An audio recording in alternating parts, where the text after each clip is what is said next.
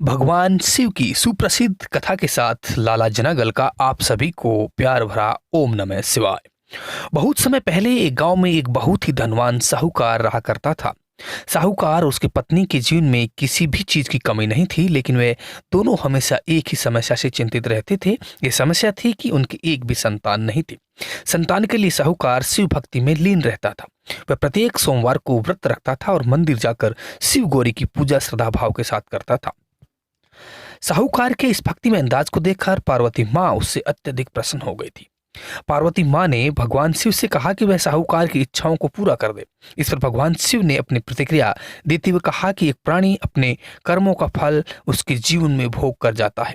पार्वती माँ अपने दयालु स्वभाव की वजह से शिव जी से आग्रह करती रही। माँ पार्वती के ममतामय स्वभाव को देखकर शिव जी उनकी इच्छा पूरी करने के लिए तैयार हो गए। शिव जी ने साहूकार को पुत्र का वरदान दिया और कहा कि साहूकार एक पुत्र सिर्फ 12 साल तक जीवित रहेगा। साहूकार दोनों की बातों को ध्यानपूर्वक सुन रहा था। भगवान शिव जी का फैसला था कि वह उसे स्वीकार था। उसने ना ही खुशी जताई ना ही दुख। पहले की तरह वह अभी भी भगवान शिव की पूजा बहुत ही श्रद्धा भाव से करता था। कुछ समय बाद साहूकार के घर में किलकारियां गूंजी और उसे पुत्र प्राप्ति हुई।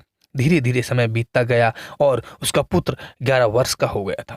साहूकार ने अपने पत्नी के भाई को बुलाया और उसे आदेश दिया कि वह उसके पुत्र को काशी ले जाए और वहां से उसे विद्या प्राप्त करवाए। साहूकार ने अपने पुत्र के मामा को झोली भर के धन दिया और कहा कि रास्ते में जाते जाते तुम यज्ञ करवाते जाना और अपने यज्ञ के दौरान वहां मौजूद सभी ब्राह्मणों को भोजन करवाना, उन्हें दक्षिणा देना। साहूकार का आदेश मिलते ही मामा और भांजे काशी जाने के लिए निकल पड़े। रास्ते में उन्होंने जहां भी यज्ञ करवाया वहां ब्राह्मणों को भोजन करवाने के साथ दक्षिणा भी दी। रास्ते में एक गांव आया जहां का राजा अपनी बेटी की शादी करवाने की तैयारियां कर रहा था। जिस राजकुमार से राजा की बेटी की शादी होनी थी वह कान्हा था। यह बात राजा को नहीं बताई गई थी। राजकुमार के पिता ने जब साहूकार के बेटे को देखा तो उसने अपने मन में एक तरकीब सोची। उसने विवाह के समय अपने बेटे की जगह साहूकार के बेटे को बिठा दिया। साहूकार का बेटा ईमानदार था। उसने राजा की बेटी के दुपट्टे पर यह लिखा कि उसका होने वाला पति नहीं है, उसका होने वाला पति कान्हा है और वह तो साहूकार का बेटा है जो काशी पढ़ने जा रहा था। ये पढ़कर राजकुमारी ने अपने पिता को सारी बात बता दी, जिसकी वजह से बारात को वापस जाना पड़ा।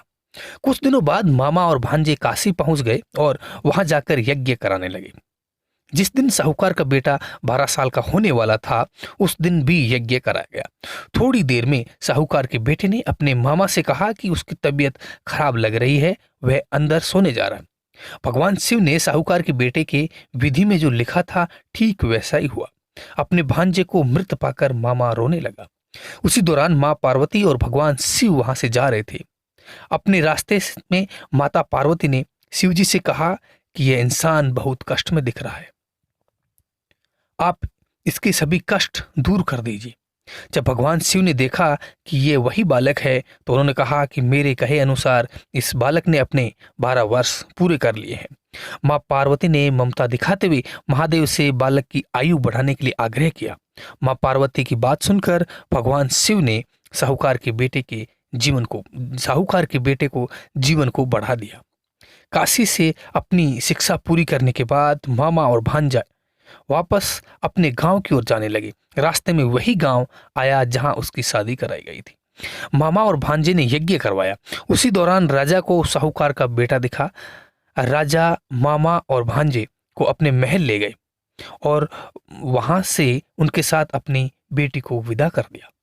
साहूकार और उसकी पत्नी अपने बेटे को देखने के लिए भूखे प्यासे उसकी राह देख रहे थे।